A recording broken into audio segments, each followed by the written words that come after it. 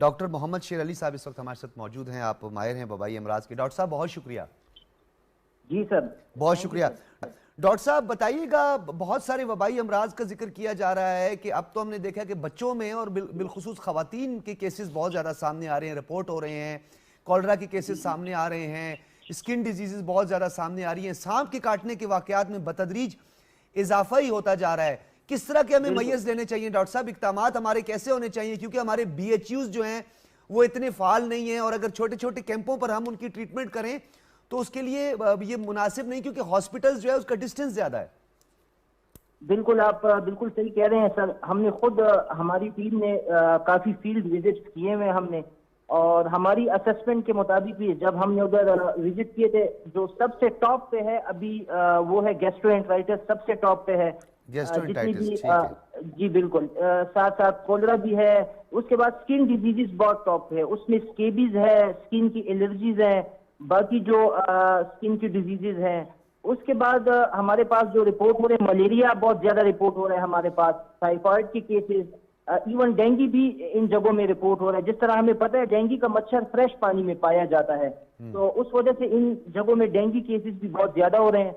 और इसके साथ साथ जो पॉइजनिंग के केसेस है, जिस तरह स्नेक पॉइजनिंग है, इवन कुछ जगहों में हमने स्कॉर्पियन पॉइजनिंग के केसेस भी देखे हैं।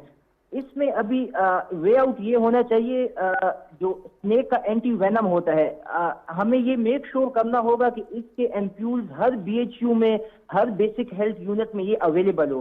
क्योंकि अगर ये अवेलेबिलिटी इसकी हम मेक श्योर ना कर सके तो बहुत से इस तरह पेशेंट है जो स्नेक पॉइजनिंग से वो कॉम्प्लिकेट हो रहे हैं। बाकी मैं एक अपील भी करूंगा अपनी आवाम से कि अगर कोई डोनेशन करना चाह रहा है या मेडिसिन की सूरत में, तो काइंडली जो स्किन की मेडिसिन है स्केबीज के लिए, बाकी स्किन एलर्जीज के लिए, इसको टॉप पे रखें। इसके बाद जो हमारे पास टाइफाइड के पेशेंट रिपोर्ट हो रहे हैं और मलेरिया के, इसकी मेडिसिन अगर कोई डोनेट करना चाह रहा है तो ये इसकी हमें बहुत ज्यादा जरूरत है। अच्छा डॉक्टर साहब, ये बताइए, आपने जिस तरह कहा कि कुछ जिल्द के अमराज हैं, स्कैबीज वगैरह हैं, एलर्जिक रिएक्शंस वगैरह बिल्कुल सामने आती हैं, सांप के काटने के वाकयात का भी आपने जिक्र किया, लेकिन ओरल सोर्स सबसे ज़्यादा है बीमारियों की, सबसे ज़्यादा मुंह के ज़रिए बीमारियां बढ़ती हैं। और पानी जब गंदा होगा तो definitely hepatitis B, bacterial disease जिसमें आपने टाइफाइड का भी जिक्र किया, और किस तरह की बीमारियां लाहक हो सकती हैं, क्योंकि हमें एक प्रॉपर इन्वेस्टिगेशन भी करनी पड़ेगी, पैथोलॉजी लेबॉर्ट्रीज से भी रुजू करना पड़ेगा। तो क्या इतनी हमारी कैपेसिटी है? हमारा तो हेल्थ केयर इंफ्रास्ट्रक्चर पहले ही जम्बू आली का शिकार है। बिल्कुल आप सही फरमा रहे हैं। असल में हम जो फ्लड का स्टेप 1 होता है उससे ऑलमोस्ट हम गुजर चुके हैं, और हम अभी स्टेप 2 में एंटर हो रहे हैं, और ये स्टेप 2 उससे भी ज्यादा डिफिकल्ट है, क्योंकि इसमें जितने भी वाटर बॉर्न डिजीजेज है वो उसकी प्रेवेलेंस बहुत ज्यादा हो गई है। जिस तरह फ्लड में जितना भी हमारा सीवरेज का निजाम था वो दरहम बरहम हो गया है, और पीने का साफ पानी और बाकी जो पानी होते हैं वो सारा मिक्स हो गया है। तो जिसकी वजह से जितनी भी वो डिजीजेज है जो वाटर बॉर्न है, टाइफाइड टॉप पे है, इसके बाद हेपेटाइटिस A और हेपेटाइटिस C भी काफी रिपोर्ट हो रहा है। इसके बाद बाकी जो वायरल इलनेसेस होती है और गैस्ट्रोएंटराइटिस के, वो भी रिपोर्ट हो रहे हैं कुछ जगहों में, इवन लेप्टोस्पायरोसिस भी।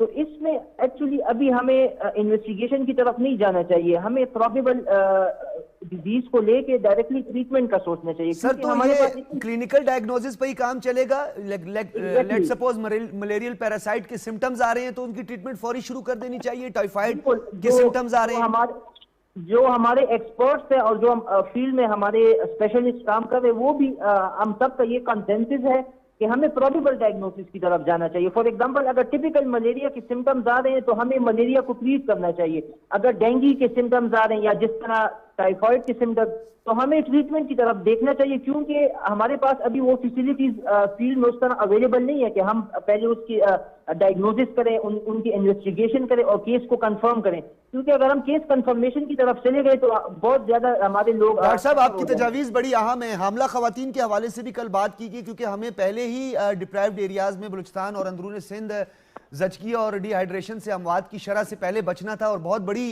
शरह है यहाँ पे। पाकिस्तान में सबसे ज़्यादा यहाँ पे ये अमवात होती हैं।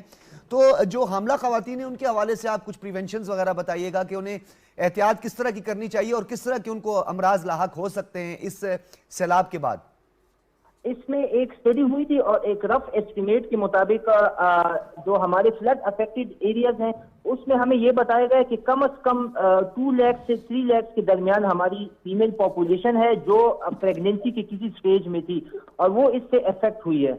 इसमें सबसे जरूरी चीज ये है जब हमारी फील्ड विजिट जाते हैं तो अब उसमें हम ये भी रिकमेंड करते हैं कि एटलीस्ट हमारे पास लेडी डॉक्टर्स या गायनी की स्पेशलाइज्ड डॉक्टर्स अवेलेबल हो, क्योंकि फीमेल्स की इश्यूज बहुत ज्यादा रिपोर्ट हो रहे हैं और उसको भी एड्रेस करना जरूरी है। हमने ये देखा है कि हम बाकी चीजों को तो एड्रेस कर रहे हैं लेकिन जो फीमेल के स्पेसिफिक इश्यूज है, प्रेगनेंसी है, बाकी इश्यूज है, वो उस तरह एड्रेस नहीं हो रहे, तो हमें इसकी तरफ भी देखना चाहिए। तो डॉक्टर साहब हम क्या करें, कैपेसिटी इश्यूज भी हमारे हैं, हमारे एक तो बदकिस्मती भी है, हमारे डॉक्टर्स जो हैं वो ज्यादातर हमारे डॉक्टर्स बैरून मुल्क खिदमात सर अंजाम दे रहे हैं। हमारे पास तो गायनाकोलॉजिस्ट, साइकेट्रिस्ट और ख़ास तौर पर पैथोलॉजिस्ट की बहुत कमी है पाकिस्तान में।